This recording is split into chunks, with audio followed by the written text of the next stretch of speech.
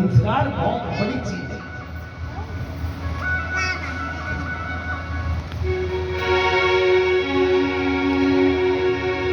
सम्मान दुनिया तेरी,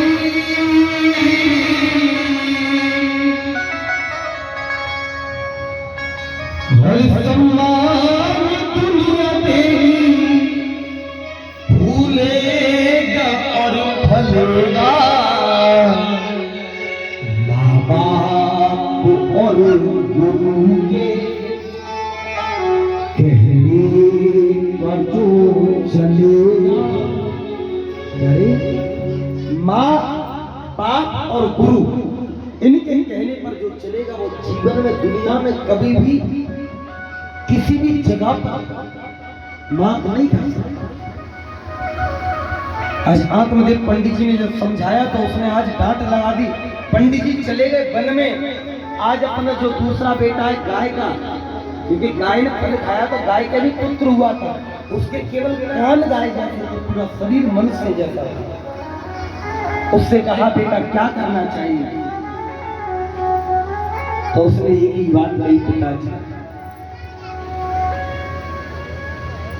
सब उम्र बीत गई धोखे,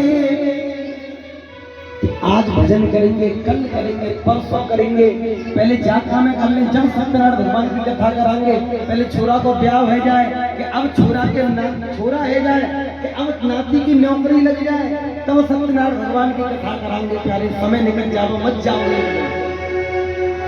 सब उम्र बीत गई धोखे में, भगवान न जाने क्या होगा, जब समय आखिरी आएगा, जब समय आखिरी आएगा, तो वो राम ही जाने क्या होगा। कोई पता है कि बुढ़ापा कैसे आवे? बताओ।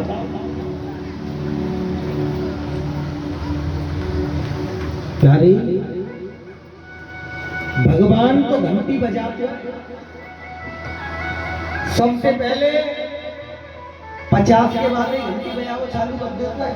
61 अरे 60 बजा भजन कर ले, 62 सुधर जा, 63 सुधर जा, ना सुधर तो महाराज तो बालों ने सफेद कर दी। अब लेकिन महाराज कलयुग है, लेकिन महाराज जैसे भगवान ने बाल सफेद करे, बोले सुधर जा, बाल सफेद है, भजन कर ले, माला ले ले हाथ में। लेकिन महाराज गए नाई की दुकान पर, बोले भैया ऐसा कलर कर दो, बोले जी तुम्हारे है गे। बोले भैया ऐसा कलर करो कि सब देखें तो कोई जिन कहता है कि छोरा को बाप हो, हाँ कोई यूं कहेगा जो तो छोरा को मित्र है, दोस्त है। भगवान ने कही अच्छा, भगवान ने नारे दांत तो खा दे, बोले दांत तो खा गए सबरे, अब तो पतो पच जावे, अब तो सोच ले भजन हो जाए, न कहा तो कर ले। फिर महाराज डॉक्टर के जोर कोई डांटा लगे, डॉक्टर के जोर अम्मा तुमन तो लगवाए हुए, जाते एक सर्टिफिकेट मिलता रहेगा कि हम तो बुढ़ापा आएगा। डॉक्टर के जोर गए, बोले डॉक्टर साहब कोई ऐसी बत्ती सी लगा दो कि आप तो बुढ़ापे में अगर कोई शर्त लगा दे तो दांतों से अखरोटे फोड़ के दिखाई दे। अच्छा अब तो प्यारे भगवान ने अंधे कर दे, बोले अंधों को तो अब तो कम से कम घर देखो, भजन करे वो। फिर गए महाराज, पहले तो ज्वैन चाहिए और चारे लगे है, चश्मा बनवाना है, लेकिन प्यारे फिर भी भजन नहीं करते। लेकिन फिर बुढ़ापो आया, घाट में पड़े हो, मन कर रहा भगवान को नाम ले ले, माला जप ले, लेकिन महाराज केवल कबू हाथ में दर्द, कबू पायर में दर्द, कबू घोंटू बना, कबू महाराज जी है गो, कबू वो है गो। हे भगवान, फिर तो जे लगे हे भगवान अब तो तू हमारी मट्टी समेट ले। फिर भगवान जी के में तेरी मट्टी समेट कैसे लूं, अब झेल या बुढ़ापे। महाराज फिर पतो का दिन आ जाना कि मुंह में तो कहवे की सोचोगे राम, लेकिन निकलेगी का आम। केवे एटा, मुंह में तो निकले पेटा है। ऐसा बुढ़ापो हो गए। जब ये कहा गोकर्ण जी ने, गोकर्ण जी से तो गोकर्ण जी ने यही कहा पिताजी अब तो केवल तुम्हारी उम्र भजन करने की और जाओ भजन करो। गोकर्ण जी चले गए, आज आत्मदेव जी भजन करने के लिए चले गए। गोकर्ण जी भी चले गए। अब तो प्यारे मैं तो पिता को हाथ करके बड़ा बड़ी चोरियां करने लगा, बहुत बड़ा चोर हो गया, नामी चोर। 5 वेश्याओं को ले आया अपने घर, उनके साथ रहता है।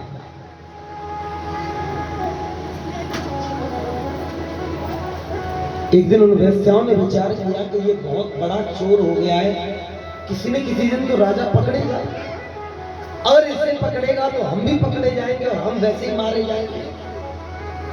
तो आज उन वेश्याओं ने क्या किया, सोते हुए धुंधकारी के शरीर को खाट से बांधा, गला दबा के मारने का प्रयत्न किया लेकिन नहीं मरा। आग जल रही थी,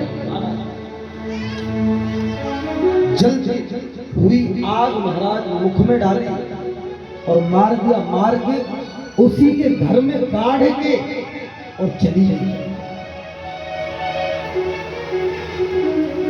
इनके भैया को पता चली जो गाय का पुत्र था, तो उसने गया में पिंडदान किया इनके नाम का। कुछ दिनों के बाद घर आए तो कभी तो महाराज कुत्ते की आवाज सुनाई पड़े, कभी बिल्ली की, कभी शेर की, कभी हाथी की। तो समझ में नहीं आया कि ये क्या है। जल लिया हाथों में, जैसे ही डाला तो जैसे ही जल को डाला तो आज ये धुंधकारी परछाई के रूप में आ गया। उन्होंने पूछा कौन हो तुम, तो बताया अहम भ्राता तुदीयोऽस्मि धुंधकारी महाखल। बोले भैया मैं तुम्हारा भैया हूं धुंधकारी। बोले धुंधकारी? बोले हाँ। बोले मैंने तुम्हारे लिए गया में पिंडदान किया था, तो तुम्हारी मुक्ति नहीं हुई क्या? बोली नहीं। लेकिन अब यहाँ आप बैठे हो सब, तो आपके मन में विचार आ रहा होगा तो महाराज पिंडदान करने से मुक्ति नहीं होगी, क्योंकि गोकर्ण ने अगर धुंधकारी के नाम से पिंडदान किया तो धुंधकारी की मुक्ति नहीं हुई। धुंधकारी अपने मुख से कह रहा है इस बात को, लेकिन इसमें संशय है, प्रश्न उठता है। बोले क्या?